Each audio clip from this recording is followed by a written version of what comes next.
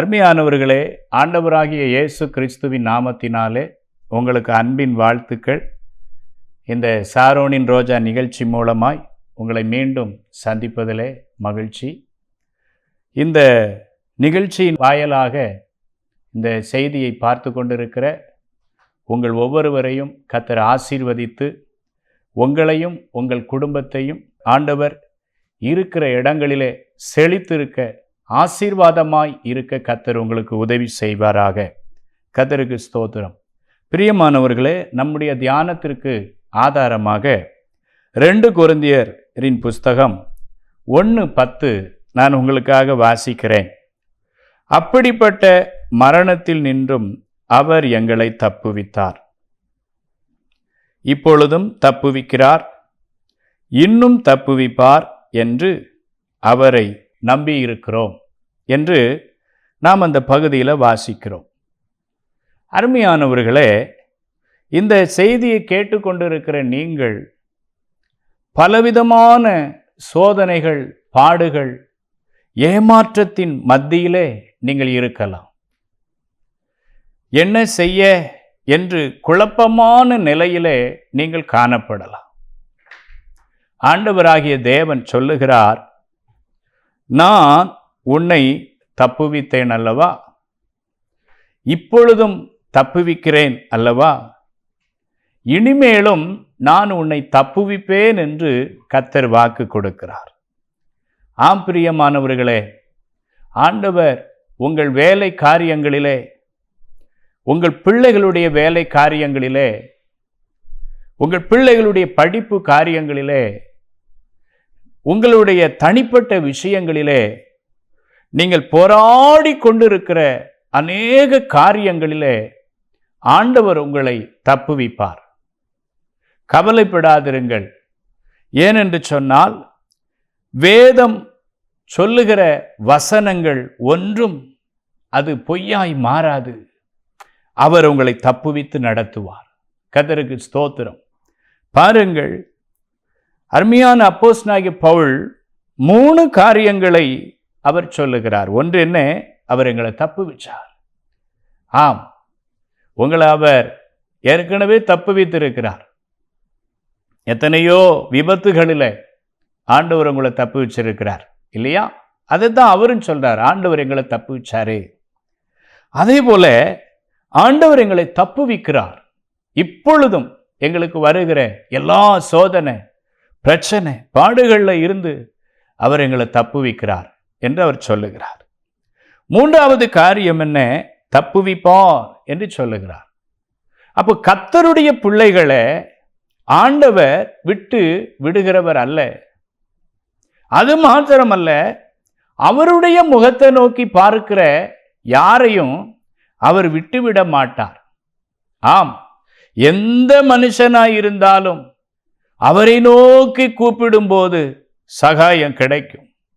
அவர் எந்த ஊர் என்று அல்ல, எந்த நாடு என்று அல்ல, எந்த இனம் என்று அல்ல, எந்த மனுஷனாயினும் இயேசுவே என்னை தப்புவியும், இந்த ஒரு விசை என்னை காப்பாற்றும் என்று சொல்லி எந்த மனுஷன் கூப்பிட்டாலும் அவர் தப்புவிப்பார். காரணம், அவர் மனுஷனை நேசிக்கிறவர். இந்த சத்தத்தை கேட்டுக்கொண்டிருக்கிற அருமையான சகோதரனே, உங்களை ஆண்டவர் தப்புவிப்பார். பயப்படாதீங்க. நீங்க பயந்த காரியங்கள் உங்களுக்கு நடக்காது. ஆண்டவர் உங்களை இந்த சூழல்ல இருந்து தப்புவித்து ஆண்டவர் உங்களை நடத்துவார். கர்த்தருக்கு ஸ்தோத்திரம். ஒரு வசனம் இவனமாய் சொல்லுகிறது, உன்னோடு கூட போராடினவர்களை நீ தேடியும் காணாதிருப்பாய். ஆம், நம்முடைய வாழ்க்கையில ஸ்தோத்திரம், நம்மோடு கூட போராடுகிறவர்களை நாம் இனி காணாதபடி எல்லா பிரச்சனைகளில் இருந்தும் ஆண்டவர் ஒரு பெரிய விடுதலையை தருவார். ஆகவே இது முடியாதோ, இந்த சோதனை நம்மளை இன்னும் அதிகமான தொந்தரவுக்குள்ளாக இழுத்துட்டு போகுமோ, இந்த காரியத்தில் மனுஷங்களை நமக்கு ஆதரவா கர்த்தர் எழுப்புவாரா என்று நீங்க பலவிதமா யோசித்துக்கிட்டு இருக்கிறீங்க. ஆண்டவர் நிச்சயமா உங்களுக்கு மனுஷர்களை ஆதரவா எழுப்பி தந்து உங்களை தப்புவிப்பார். கர்த்தருக்கு ஸ்தோத்திரம். ஆம், தேவன் சொன்னா அதை நிச்சயமா செய்வார். அதான் வேதம் சொல்லுகிறது, தப்புவித்தார், தப்புவிக்கிறார், இன்னும் எங்களை தப்புவிப்பார். பாருங்க, போன காலங்களில் தப்புவித்தார், இந்த காலங்களில் தப்புவித்து கொண்டிருக்கிறார். நாளையும் கர்த்தர் நம்மளை தப்புவிப்பார். ஆகவே அவர் மேலே பூரண நம்பிக்கை உடையவர்களாய் நடந்து கொள்ளுங்கள். ஆண்டவர் உங்களை ஆசீர்வதிப்பார். கர்த்தருக்கு ஸ்தோத்திரம். ஆண்டவர் உங்களை தப்புவிக்க வேண்டுமானால் ஒரு 3 காரியங்களை நீங்கள் முன்னெடுக்க வேண்டும். நான் சிந்திச்சுக்கிட்டே மட்டும்தான் இருப்பேன் அப்படி என்று அல்ல, நாமளும் ஒரு அடி முன்னெடுத்து வைக்கணும். ஆண்டவரை விசுவாசிக்கணும், சில கிரியைகளை செய்யணும். அப்படி செய்யும்போது உங்க விசுவாசத்தை அது இன்னும் கொஞ்சம் பலப்படுத்தும். ஆண்டவர் உங்களை தப்புவிப்பார். முதல் காரியம் என்ன? உங்களுக்கு நெருக்கங்கள் வரும்போது அவரை நோக்கி கூப்பிடணும். அவரை நோக்கி கூப்பிடுங்க.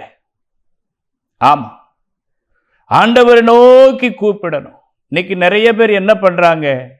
நெருக்கங்கள் வந்த உடனே சாராய கடையை நோக்கி ஓடுறாங்க. நெருக்கங்கள் வந்த உடனே ஏதாவது நண்பர்களோடு கூட சேர்ந்து கொண்டு ஏதாவது ஒரு சுற்றுலா போய் திரும்பி வருகிறார்கள்.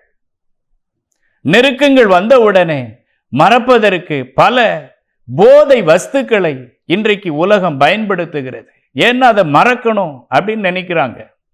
இல்லை பிரியமானவர்களே, உங்களுக்கு நெருக்கங்கள் வரும்போது அவரை நோக்கி கூப்பிடணும். பாருங்கள், சங்கீதம் 131 சொல்லுகிறது, கர்த்தாவே ஆழங்களில் இருந்து உம்மை நோக்கி கூப்பிடுகிறேன். எப்படி கூப்பிடுறாராம்? ஆழங்களில் இருந்து. ஆம் பிரியமானவர்களே, இன்றைக்கு பிரச்சனை சாதாரணமா இல்லை உலகத்தில், அது ஆழமான பிரச்சனை, போராட்டம், அது ஆழமான போராட்டம், கவலைகள், அது ஆழமான கவலை. இது முடியாது, இதிலிருந்து விடுபடுவதற்கு வழியே இல்லை என்று சொல்லத்தக்க ஆழமான கவலைகள், தோல்விகள், இனி அவ்வளவுதான் என்று சொல்லத்தக்க தோல்விகள். ஆனா இந்த ஆழமான நிலையில இருந்து, ஆழமான போராட்டத்திலிருந்து, ஆழமான கவலையிலிருந்து, ஆழமான தோல்வியிலிருந்து நாம் தேவனை நோக்கி கூப்பிட வேண்டும். ஆண்டவரை நோக்கி கூப்பிட வேண்டும். கூப்பிடும்போது தேவன் செவி கொடுக்கிறார். செவி கொடுத்து உங்கள் சத்தம் எவ்வளவு பலவீனமாக இருந்தாலும் அது அவருடைய சமூகத்தை அடைகிறது. நீங்க துக்கத்தின் ஆழத்தில் இருந்து கூப்பிட்டாலும், அது ஒரு பலவீனமான ஜெபமாக இருந்தாலும், பலவீனமான துதியாக இருந்தாலும், அது அவருடைய சமூகத்தை அடைகிறது. நான் தனிமை இல்லை என்று உணரத்தக்க கர்த்தர் ஒரு பெரிய அற்புதத்தை உங்களுக்காக செய்வார். எப்பொழுது அவர் செய்கிறார்? எப்பொழுது நம்மை தப்புவிக்கிறார் என்று சொன்னால் அவரை நோக்கி கூப்பிடணும். இந்த சத்தத்தை கேட்டுக்கிட்டு இருக்கிற ஜனமே, நீங்க யாராய் இருந்தாலும் பரவாயில்லை. ஒருவேளை உங்களுக்கும் இயேசு கிறிஸ்துவுக்கும் தொடர்பில்லாம இருக்கலாம். நீங்க முழங்கால் படியிட்டு, எனக்கு உதவி செய்யுங்கப்பா, என் குடும்பத்திற்கு உதவி செய்யுங்கப்பா, என் படிப்புக்கு உதவி செய்யுங்கப்பா, என் வேலை விஷயத்தில் எனக்கு உதவி செய்யுங்கப்பா, என் நோய் பிரச்சனை காரியங்கள் எனக்கு உதவி செய்யுங்கப்பா என்று எவ்வளவு துன்பமாய் இருந்தாலும், ஆழத்தில் இருந்தாலும் அவரை நோக்கி கூப்பிட்டு பாருங்க. ஆண்டவர் வந்து உங்களுக்கு உதவி செய்வார். ஆம், தாவீது ராஜா மேலே பலவிதமான துன்பங்கள் தண்ணீரை போல கடந்து போனது. அவர் மூழ்கி போகும்போது கர்த்தர் வந்து கரம் பிடித்து தூக்கினார் என்று சாமுவேல் புஸ்தகத்திலே எழுதப்பட்டிருக்கிறது. உங்களுக்கும் ஆண்டவர் எவ்வளவு ஆழத்திலே நீங்கள் மூழ்கி போயிருந்தாலும் அவரை நோக்கி கூப்பிடுங்கள். அவர் உங்களுடைய கரங்களை பிடித்து தூக்கி உங்களை காப்பாற்றுவார், தப்புவிப்பார். கர்த்தருக்கு ஸ்தோத்திரம். அப்போ முதலாவது அவரை நோக்கி நாம் கூப்பிட வேண்டும். இரண்டாவது என்ன தெரியுமா? சங்கீதம் 130:5 சொல்லுகிறது, அவருக்காக காத்திருக்க வேண்டும். ஆம் பிரியமானவர்களே, கர்த்தருக்கு காத்திருக்கிறேன், என் ஆத்துமா காத்திருக்கிறது. நீங்க ஆண்டவருக்காக காத்திருக்கணும். எல்லா விஷயங்களிலும் காத்திருப்பது என்பது செயலற்ற நிலை அல்ல, அது விசுவாசத்தின் வெளிப்பாடு. Praise the Lord. எல்லாரும் நினைக்கிறாங்க, எல்லா பக்கமும் முயற்சித்துட்டேன், இனி ஒன்றும் செய்ய முடியாது, அமைதலா இருக்க போறேன். அப்படி கிடையாது. காத்திருப்பது என்பது செயலற்ற நிலை அல்ல, அது விசுவாசத்தின் வெளிப்பாடு. தேவன் சரியான நேரத்தில் சரியான வழியில் செயல்படுவார் என்ற முழுமையான நம்பிக்கையுடனே உங்க ஆத்துமாவை நீங்க சாந்திப்படுத்தணும். என் ஆத்துமாவே பொறுமையாயிரு, ஏற்ற காலத்தில் ஏற்ற வழியில ஆண்டவர் எனக்கு அற்புதங்களை செய்வார், என்னை தப்புவிப்பார் என்று சொல்லி என்ன செய்யணும்? தேவ சமூகத்தில் காத்திருக்கணும். அப்படி காத்திருக்கும் போது ஆண்டவர் என்ன பண்ணுகிறார்? நேற்று காப்பாற்றினவர், இன்று காப்பாற்றி கொண்டிருக்கிறவர், நாளையும் அவர் நம்மை காப்பாற்றுவார்.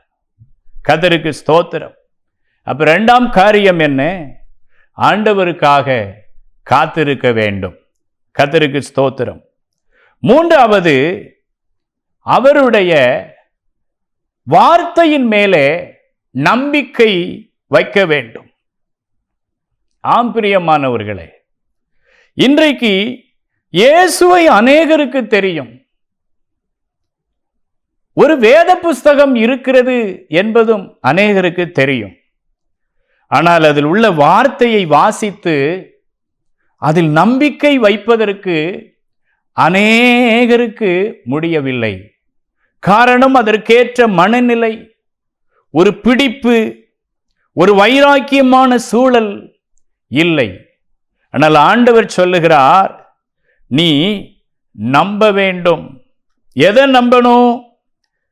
வசனம் சொல்லுகிறது, சங்கீதம் 130:5, அவருடைய வார்த்தையை நம்பி இருக்கிறேன். அல்லேலூயா. எத்தனை வசனங்களை ஆண்டவர் உங்கள் காதுகளிலே போட்டிருக்கிறார். கடிகாரத்தின் ஆலய கோபுரங்களில் இருந்து ஒலிக்கிற ஓசையிலிருந்து ஒரு வசனம், உங்கள் கைகளில் இருக்கிற அலைபேசியில் இருந்து வசனம், வேதம் படிக்கும் போது அதிலிருந்து ஒரு வசனம், ஆலயத்திலே பிரசங்கம் கேட்கும் போது அதிலிருந்து ஒரு வசனம். ஆண்டவர் பேசிக்கொண்டே இருக்கிறார். ஆனால் அதை நம்புவதற்கான பலன் நம்முடைய ஆத்துமாவிலே இல்லை. நீங்க ஆண்டவற்றை கேட்கணும், ஆண்டவரே உங்க வார்த்தையை நம்ப எனக்கு பலன் தாங்கப்பா என்று நீங்க கேட்கணும். வேதம் சொல்லுகிறது, சூழ்நிலைகள் மாறினாலும் தேவனுடைய வார்த்தை மாறாது.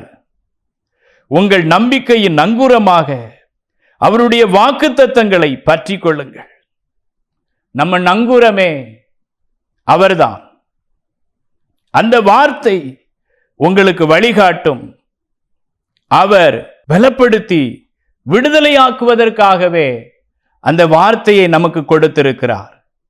பிரியமானவர்களே, நாம் தேவ சமூகத்திலே நாம் முதலாவது வாசித்தது போல அவர் தப்புவித்தார், இப்பொழுதும் தப்புவிக்கிறார், இனியும் அவர் தப்புவிப்பார் என்று நீங்கள் விசுவாசித்து அவரை நோக்கி கூப்பிடுங்கள். அவருக்காக காத்திருங்கள். அவருடைய வார்த்தையின் மேல நம்பிக்கை வையுங்கள். அப்பொழுது உங்களுக்காக யாவையும் கர்த்தர் செய்து முடிப்பார். அருமையானவர்களே, இந்த வசனத்தை கேட்ட நீங்கள் என்னோடு கூட ஜெபிப்பீர்களா? கர்த்தர் உங்களை தப்புவிப்பார், உங்களுக்கு விடுதலை தருவார், உங்களை நடத்துவார். ஜெபிப்போமா? பரலோகத்தில் இருக்கிற எங்கள் அன்பு தகப்பனே, அருமையான இந்த நல்ல வார்த்தைக்காக நன்றி அப்பா. தப்புவிப்பேன் என்று சொன்னீரே, உம்முடைய பிள்ளைகளை தப்புவீங்க ஆண்டவரே. அவங்க எந்த நிலைமையில இருந்தாலும் அவர்களை தப்புவிக்கும்படியாக ஜெபிக்கிறோம் ஆண்டவரே. அப்பா, அவர்கள் கூப்பிடும் போது நீங்க செவி கொடுங்க. அவங்க காத்திருக்கும் போது அவங்க காத்திருப்ப ஆண்டவரே பிரயோஜனம் உள்ளதா மாத்துங்க. உங்க வார்த்தையின் மேல நம்பிக்கை வச்சு உங்க மேல தைரியப்படும் போது நீங்க அவங்களை அரவணைத்து கொள்ளுங்கப்பா. உங்க கரத்துல ஒப்பு கொடுக்கிறேன். அவங்க கண்ணீர், வேதனை, பாடுகள், பிரச்சனைகள் எல்லாம் ஒரு முடிவுக்கு வருவதாக உங்க கரத்துல தாழ்த்துக்கிறோம். ஆண்டவராகிய இயேசுவின் நாமத்தில் ஜெபிக்கிறோம் எங்கள் நல்ல பிதாவே. ஆமென்.